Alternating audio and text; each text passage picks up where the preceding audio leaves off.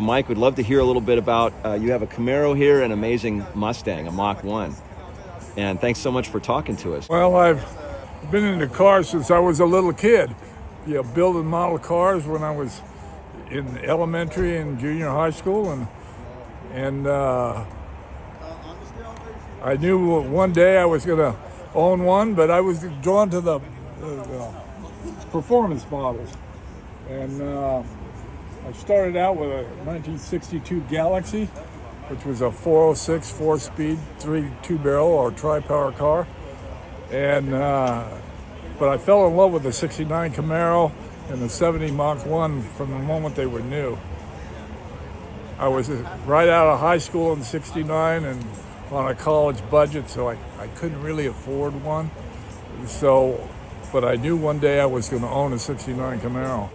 And I started buying the trim and everything when you could still get it from Chevrolet and putting it away in the garage, because one day the right car would come along, and it finally did. It was wrecked when I got it in the front, but no real damage to the frame. Bought all brand new sheet metal and started collecting factory options for it, like tilt steering columns and AM, FM radios, rear window defroggers, stuff like that.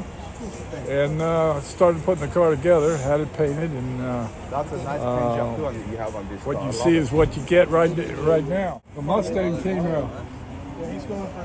along a year later, and I did a motor swap in it, and started gathering parts for it. A lot of them were no longer available from Ford, so I had to shop in the boneyards in the days before eBay. And I started gathering parts for it, and it's still work in progress.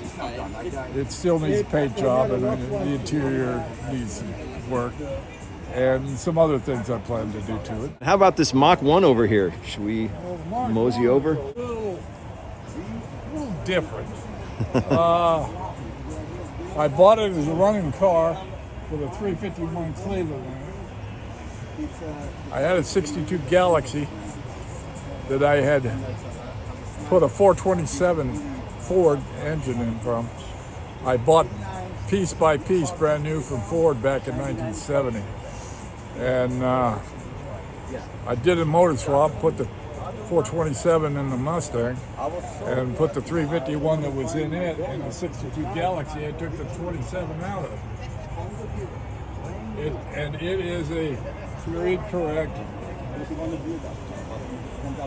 427 that could be transplanted into a 63.5 or 64 Galaxy and be accurate for the time. Like the Camaro, I've been gathering the pieces for it. I've replaced a lot of things on it. Old front grille and the front bumper, the front splash pad. I put a front spoiler on it that the car didn't have from the factory.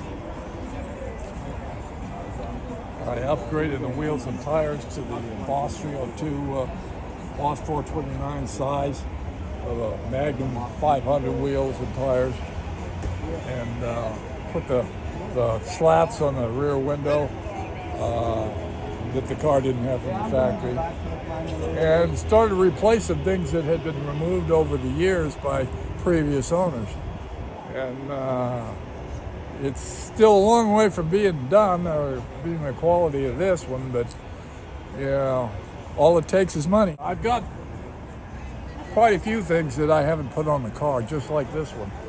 Got some factory options for the Camaro that I haven't put on the car yet, but eventually they'll get there. Can you tell us a few of those? What you're planning on doing? Well, in the Camaro,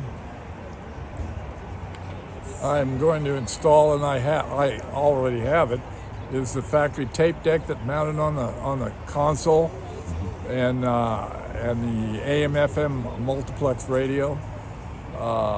There's a speedometer with a speed warning in it that I have put in it. As far as the Mustang is concerned, little things like underhood or trunk lighting. It has an AM/FM multiplex radio in it.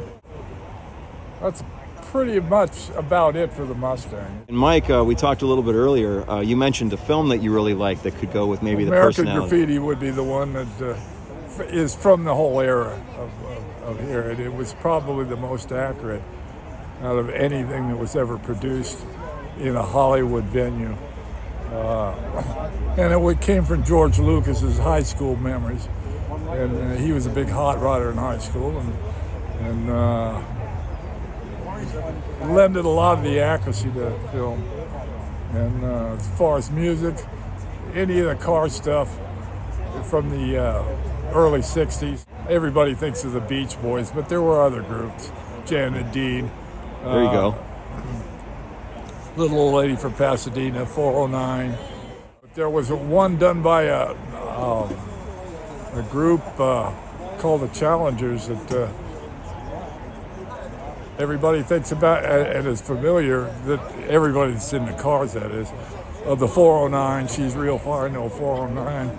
Ford had a 406, and there's a song that was done by a group called the Challengers, and then Dick Dale of the Deltones did, called The Blonde in the 406, which was an answer to the 409 song. Very rarely ever heard, but you can find it on YouTube. We're going to take a little walk around, but I just want to say, Mike, thank you so much for welcome. the interview. You're It was welcome. fantastic talking with you, and I love your cars.